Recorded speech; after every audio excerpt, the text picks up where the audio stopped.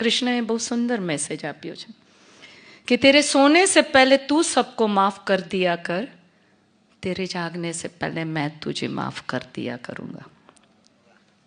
और ये सच है. હું પંકજભાઈને કહેતી હતી કે મને ક્ષમાપનાનું આપત તો વધારે મજા આવત, કારણ કે જિંદગીમાં મેં અનુભવ્યું છે આ. ન રાગ, ન દ્વેષ, ન ગુસ્સો, કોઈ પણ હોય એની સાથે આપણે આમ કહીએ છીએ ને, તને 7 જન્મ સુધી માફ નહીં કરું.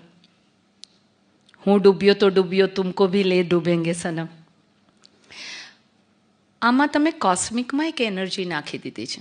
7 જન્મ સુધી એ તમારો દુશ્મન થઈને આવ્યા જ કરશે.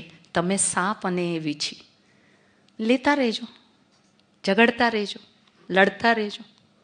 આ તમે કોસ્મિકમાં નાખી દીધું છે. આપણા છોકરાઓ જ્યારે મોડા આવીએ ત્યારે પહેલો સવાલ ઓર પહેલો વિચાર મા બાપના મગજમાં શું આવતો હોય છે?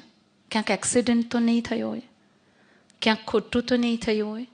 તો આજે નહીં તો 10 વર્ષ પછી બી તમે દીકરા કે પતિના નસીબમાં એક્સિડન્ટ લખી નાખ્યો છે, અજાણતા, અને જેની તમને જાણ નથી. સો દે સે કે તમારા વિચારોનું એક બીજ તે તમે રોપો છો, એટલું વિચારીને રોપો કે તમને ખબર પણ નથી કે આજની જે ડેસ્ટિની તમે ભોગવી રહ્યા છો એ ક્યાંક ને ક્યાંક અજાણ્યાપણે તમે માંગેલી છે, અને તમને ખ્યાલ પણ નથી કે ક્યારે માંગી ચૂક્યા છો. પાણીનું એક બિંદુ ઝાકળ બિંદુ થઈ સૂરજના કિરણોથી ઉડી અને વાદળોને મળે છે, ને આટલા વાદળોને મળી મલ્ટીફોલ્ડમાં વરસાદના રૂપે પાછું જમીન પર આવે છે.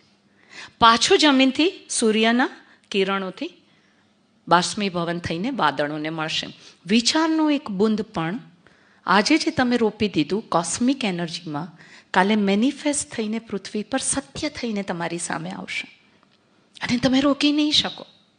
અને આ એક હકીકત છે. હવે નાનો એક દાખલો આપું. મારા બિલ્ડિંગનો એક દાદરો તૂટી ગયો હતો. હું પડી એકવાર, મને ફ્રેક્ચર થયું.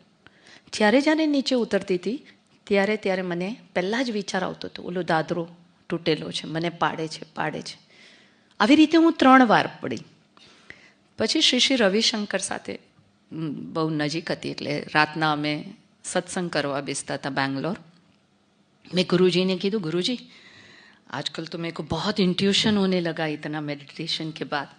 बोले क्या बात है भावना, तुम्हें भी क्लेवॉन्ट हो गई तुम, कि तुम्हें भविष्य मालूम પડને લગા, ક્યા બાત હે? મેં તો હા ગુરુજી, હું જ્યારે બી ત્યાં આવું છું ને મને જે દિવસે લાગ્યો છે ને કે હું પડીશ એ દિવસે હું પડું જ છું. અને ગુરુજી એવા છે કે તમને ડાયરેક્ટ તમારું ઇન્સલ્ટ ન કરે. આપણે એમ સમજીએ કે આપણે બહુ હોશિયાર થઈ ગયા છે, તો એ દિવસે જ્યારે પોતાનું પ્રવચન આપવાના હોય એમાં આપણને વણી લે, આપણી ઇડિયોસિટીને વણી લે.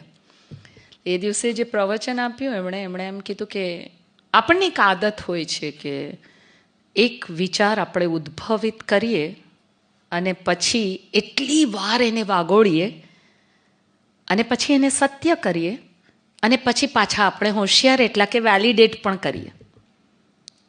સમજી ગયા શું? મેં એનર્જી ઊભી કરી ત્યાં કે આ પથ્થર મને પાડે છે. ઘડી એ પથ્થરે પાડ્યું તો મેં કીધું, જોયું, મેં કહ્યું તું ને હું પડીશ, મને જ્ઞાત થઈ ગયું તું ને.